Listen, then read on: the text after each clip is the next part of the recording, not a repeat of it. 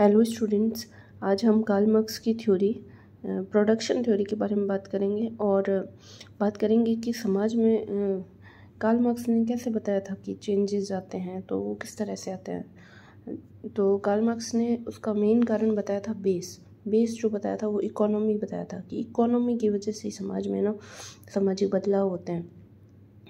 तो उन्होंने बताया था हिस्टोरिकल जो भी चेंजेस होते हैं वो सारे क्या आर्थिक कारण की वजह से होते हैं।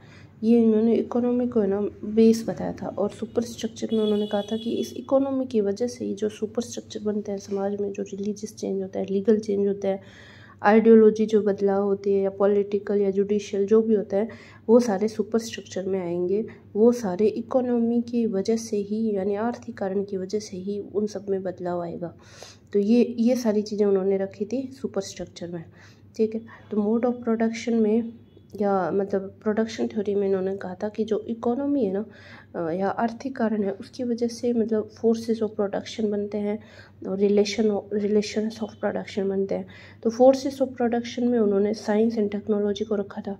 रिलेशंस ऑफ प्रोडक्शन में उन्होंने कहा था कि जो गरीब और अमीर के बीच में जो रिलेशन होता है, या बुर्जो या प्रोलेटेट के बीच में जो रिलेशन होता है, या फिर फ्यूडल लॉर्ड्स और टीनेंट्स के बीच में, गरीब किसान के बीच में जो रिलेशन होता है, वो रिलेशंस ऑफ प्रोडक्शन में आ जाएगा। और फोर्सेस ऑफ प्रोडक्शन में उन्होंने बताया था means of production and organisation of production. ये आएगा मीन्स ऑफ प्रोडक्शन में। इन्होंने कहा था लैंड आ जाएगी, जो जिन मीन्स से हम प्रोडक्शन करते हैं, लैंड आ जाएगी, लेबर भी आ जाएगा, कैपिटल आ जाएगा। फिर उन्होंने कैपिटल को 2 टाइप्स में डिवाइड किया था कि एक तो ऑर्गेनिक कैपिटल हो सकती है, एक इनऑर्गेनिक हो सकती है। ऑर्गेनिक बोला कि वो कैपिटल होती है जो चेंज होती है, बदलाव होता है, जिसमें वेरिएबल होती है।